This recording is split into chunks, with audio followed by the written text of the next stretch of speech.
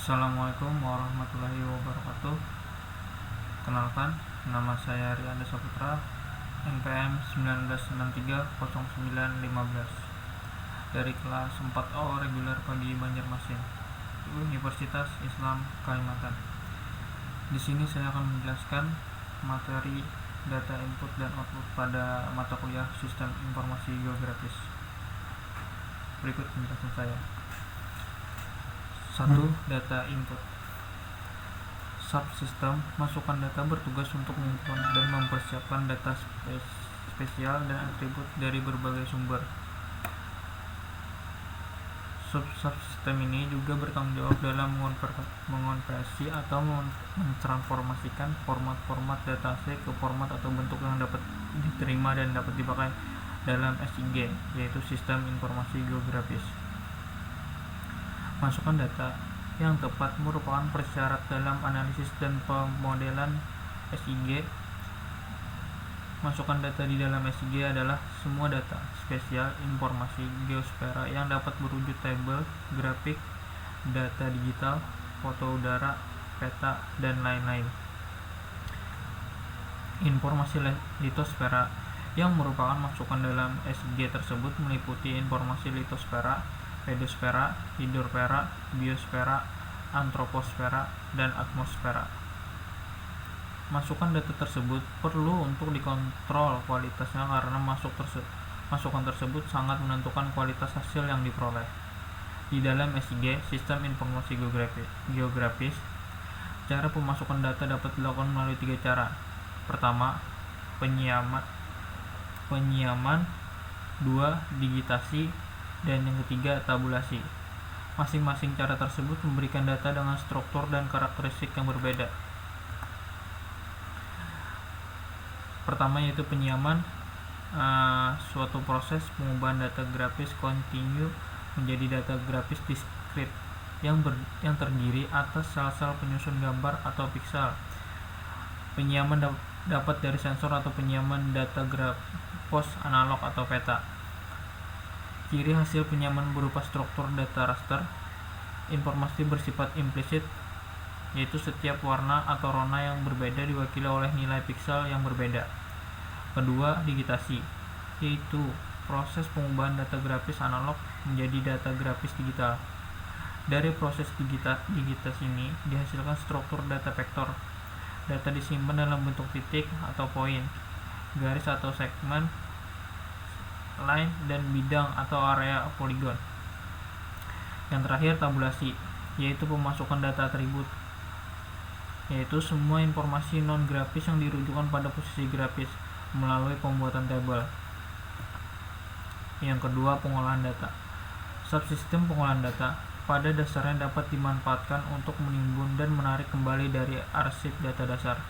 Pengorganisasian data dalam bentuk arsip dapat dimanfaatkan dalam subsistem pengelolaan data. Fungsi dari sistem pengelolaan data adalah untuk pengorganisasian data ruangan, pengambilan, dan analisis data. Masukkan data dalam SIG, Sistem Informasi Geografis, selanjutnya disimpan di dalam basis data, yaitu database, pada memori komputer. Jika diperlukan, data yang tersimpan dapat dipanggil, dikoreksi, dilakukan klasifikasi, pengharakatan, manipulasi dengan data lain atau diproses dengan formula tertentu, sehingga diperoleh keluaran baru. Basis data geografis merupakan koleksi data bereferensi spesial atau geografis, disimpan secara bersama-sama tanpa terjadinya pengulangan untuk aplikasi pada berbagai kajian seoptimal mungkin. Data geografis mempunyai 3 komponen, yaitu lokasi geografis yang berupa lokasi absolut dan lokasi relatif. Yang kedua, atribut, yaitu dapat berupa data nominal, ordinal, interval, dan ratio.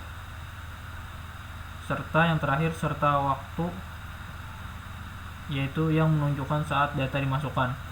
SIG, Sistem Informasi Geografis, secara tahap dibangun berdasarkan sistem pengelolaan basis data, yaitu Database Management System. Menurut Valenzuela, pada tahun 1991, ada 2 pendekatan dalam menggunakan sistem pengelolaan basis data, yaitu A. sistem pengelolaan basis data yang mengelola data spesial dan data non-spesial bersama-sama, sedangkan data spesial dikelola langsung oleh sistem informasi geografis. Yang ketiga, analisis data dan simulasi. Subsistem ini menentukan informasi-informasi yang dapat dihasilkan oleh sistem informasi geografis dan berfungsi untuk membedakan data yang akan diproses oleh sistem informasi geografis. Sistem ini dapat digunakan untuk merubah format data, mendapatkan parameter, dan melalui proses ini dalam pengelolaan data dapat pula diketahui hambatan yang timbul. Salah satu kelebihan SIG adalah pada stimulasi dan menghasilkan informasi baru berdasarkan data yang ada. Contoh simulasi dan analisis data dalam SIG adalah yang pertama, penyuntingan. Penyuntingan itu untuk pemutakhiran data. Penyuntingan dalam hal ini dikaitkan dengan pemutakhiran atau updating data. Misalnya, dalam revisi peta tematik digital dapat dilakukan secara langsung tanpa perlu menditigasi dari awal lagi. Yang kedua, interpolasi spesial. Pada interpolasi spesial dimungkinkan pembuatan peta baru dengan menggunakan peta yang tersedia pada basis data. Misalnya, dalam pembuatan peta lereng dan peta ketinggian dapat diperoleh dari interpolasi data kontur dan data ketinggian yang ada dalam basis data. Tumpang susun atau overlay peta. Peta-peta dari berbagai tema dapat ditumpang susun sehingga menghasilkan satuan-satuan pemetaan baru dengan informasi baru. Operasi tumpang susun dapat dilakukan melalui map crossing, kalkulasi peta, dan tumpang susun dengan bantuan tabel 2 dimensi.